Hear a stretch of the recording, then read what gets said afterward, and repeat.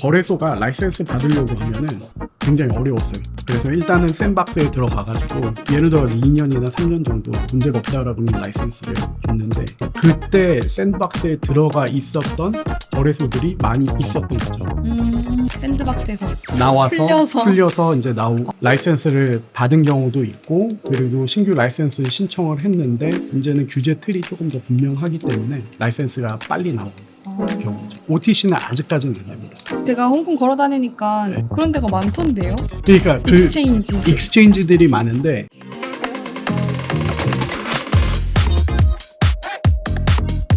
솔라나 이더리움, XRP를 홍콩 달러로 바꿔주고 이런 곳들도 있던데 예. 그건 다 합법적인 곳인가요? 아직까지 OTC 관련해가지고는 규제가 나오지를 않았습니다.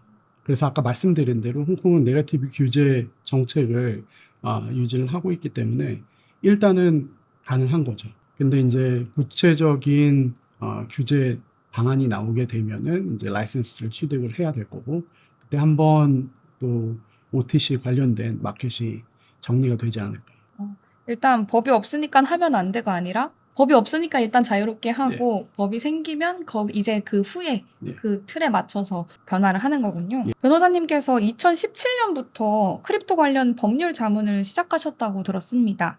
이 ICO 붐 시기에 홍콩에서 좀 어떤 이슈들이 많았고 그때와 비교해서 지금은 뭐 어떤 게 다른지 설명 한번 부탁드립니다. 말씀하신 대로 2017년부터 대략 2019년 사이에 한국 기업들이 홍콩에서 이니셜 코인 프로젝트를 많이 진행을 하면서 관련 법률 자문을 제공을 했고, 그리고 당시에는 ICO 프로젝트에 이제 관련 코인이 증권이냐 아니면은 증권이 아니냐를 판단하는 법률 의견 자문을 많이 제공을 했었습니다. 그 외에 이제 ICO 허브로 부상을 했기 때문에 코인 발행을 준비하는 기업들이 홍콩의 법인을 설립을 하고, 그리고 거래소를 통해 코인을 상장하려는 경우도 많아가지고 거래소 설립 관련 자문 수요도 꽤 있었습니다. 이제 2023년부터 홍콩 증권 선물위원회 SFC죠. 그러니까 가상자산 서비스 제공업체 VASP라고 하는데, 그 라이센스를 의무적으로 취득하도록 했기 때문에 그 관련된 법률 자문 수요도 많이 생겼고, 그리고 최근에는 국제기준에 맞춘 자금 세탁 방지 체계를 구축을 하거나 아니면은 트래블 룰을 준수하고 절차 설계하고 내부 통제 시스템 구축하는 컴플라이언스 업무 관련 자문도 수요가 꽤 있습니다. 제가 이렇게 슬쩍 보니까 RWA도 적혀 있는데 최근 제일 핫한 이슈잖아요. 예. RWA는 홍콩에선 좀 어떤가요? 홍콩에서 굉장히 핫합니다. 최근에 RWA 실문자산 토큰화 관련된 이제 법률 자문 수요가 증가를 하고 있고, 그리고 RWA 관련돼 가지고 이제 디지털 자산 거래에 대한 명확한 가이드라인이 나왔기 때문에 관련 프로젝트의 합법적인 구조 설계며 규제 준수 관련 자문이 좀 있습니다. 디지털 자산 관련 사기 사건에서 자산의 추적과 동결이 가능하다. 그게 그럼 좀 어떻게 이루어지는지, 특히 태도의 동결 메커니즘에 대해서 설명해 주실 수 있나요? 제가 원래 금융 관련 분쟁 해결하는 업무를 많이 했어가지고 어떻게 은행 계좌를 통해서 자산이 분산이 되고 또 이제 사기 사건인 경우에는 회피가 되는지를 잘 알고 있는데, 그 메커니즘이 디지털 자산에도 비슷하게 적용이 됩니다. 예를 들어가지고 하나의 콜드 월렛에서 말씀하신 대로 USDT가 다른 콜드 월렛이나 아니면 거래소에 들어가 있는 탑 월렛으로 이동이 되고, 그리고 또 추가로 레이어가 있고 그 다음 추가로 세컨 레이어로 이동이 됐을 때 그 추적을 이제 하는 거죠. 그 추적하는 거에는 USDT 같은 경우에는 모든 이동 거래의 고유의 해시가 생성이 됩니다. 그렇기 때문에 블록체인에 그 해시들이 기록이 되는데, 그 기록된 데는 거래 내역의 지갑 주소, 송수신 내역, 그리고 거래 시간, 금액 등 모든 정보가 다 기록이 되게 됩니다. 그 기록들을 바탕으로 자산 트레이싱을 하게 되는 거죠. 추적을 하는데 전체적으로 이렇게 매핑이 가능해요. 그리고 그런 거를 전문으로 하는 업체들도 있고요. 그래서 저희가 자산 추적을 할 때 그런 업체들과 협업을 해서 일단은 어떻게 자산이 회피가 됐는지를 추적을 하고 그리고 이제 동결명령 신청에 들어가는 거죠. 그러면 사실 블록체인과 디지털 자산이 이런 면에서 투명성의 면에서 굉장히 각광을 받고 있는 거잖아요. 근데 트레이싱, 추적을 할 수 있는 것까지는 알겠는데 콜드 월렛에 들어가면 그게 어떻게 동결이 되죠? 특히 이제 USDT 같은 경우에는 이제 테더사에서 USDT를 발행을 하기 때문에 저희가 그 전에도 이제 관련된 사건들을 진행을 많이 해서 테더사하고 업무 협조가 아주 잘 됩니다. 그래서 어떤 뭐 사건이 있을 때 테더사에 연락을 해서 해당 월렛에 들어가 있는 USDT가 이제 사기에 연관된 자산이다라고 하는 거를 알리고 그 후에 먼저 알린 후에 경찰에 형사 보고를 한 criminal report를 작성을 하고 작성된 것을 테더사에 다시 보냅니다. 그러면은 테더사에서 그 해당되는 USDT가 들어가 있는 지갑을 동결을 시켜요. 잠시 동안 동결을 시키는데 왜냐면 테더사에서도 사실 누가 사기를 당했는지는 나중에 이제 판단을 해봐야 되는 부분이기 때문에 계속 동결시키지는 못하고요. 그래서 피해자한테 해당 관할 법원에서 동결 명령을 신청한 다음에 그 명령을 갖고 오라고 하죠. 그 명령을 받아서 테더사에 다시 보내게 되면은 사건이 종결될 때까지 이제 승소 판결이 나오든 골석 판결이 나올 때까지 계속 해당 지갑을 동결을 시켜놓습니다. 소유권을 뺏는다라는 개념이 아니라 그냥 이동을 못 시키게끔 일단 막아놓는다 이런 느낌이네요. 맞습니다. 그리고 테더사의 그 스마트 컨트랙트 상에 블랙리스트를 만들어요. 그 블랙리스트에 해당 지갑이 올라가게 되면은 자연스럽게 그 해당 지갑에 들어있는 USDT든 아니면은 코인이든 거래가 어려워지죠. 신기하네요. 이렇게 크립토 관련 문제 같은 경우는 검국가적이어가지고 약간 국제 분쟁 해결에서는 관할권의 문제가 좀 중요할 것 같아요.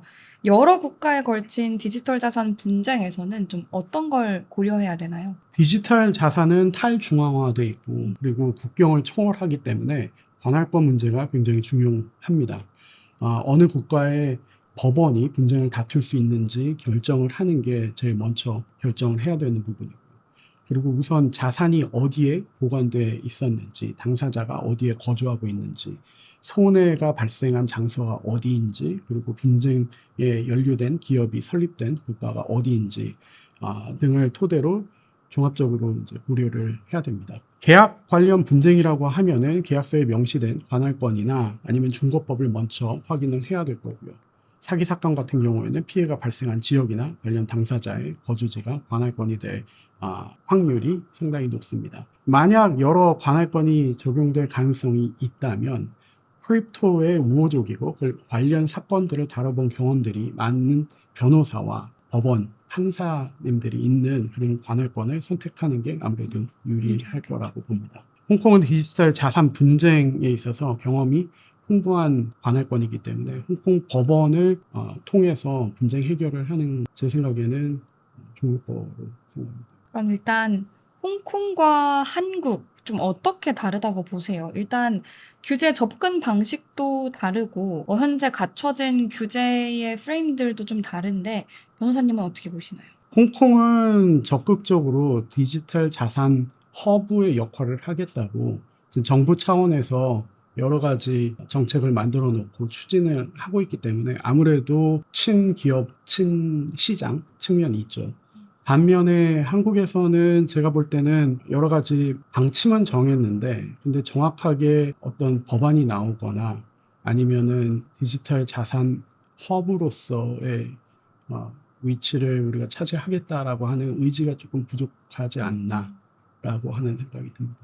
아까 말씀하신 홍콩은 일단 시켜보고 법안을 만들어가는 느낌이고 한국은 법이 없으면 일단은 하지 마라는 느낌인데 맞습니다. 이 접근 방식의 차이가 아무래도 산업의 발전에 영향을 미치겠죠? 한국에서는 일단 법이 없으면은 어떻게 진행을 할지를 모르고 그리고 진행하는 게 어렵기 때문에 아무래도 여러 가지 새로운 기술이 도입되고 시장에 적용되는 측면에서는 어려운 부분이 있지 않나. 네. 그럼 이제 홍콩의 국제 중재 시스템이 디지털 자산 관련 분쟁 해결에 적합하다고 보시는 이유가 있나요? 아까 말씀드린 대로 이제 홍콩 법원은 이미 관련된 사건들을 많이 다뤘기 때문에 그리고 그 사건을 다뤄본 경험이 있는 변호사들도 좀 있고 해서 전문가들이 많은 관할권이다라는 생각이 들고요. 그리고 국제 중재 시스템도 또 잘 갖춰져 있어서 국제 중재를 통해서도 이제 분쟁 해결이 가능할 것으로 생각을 합니다.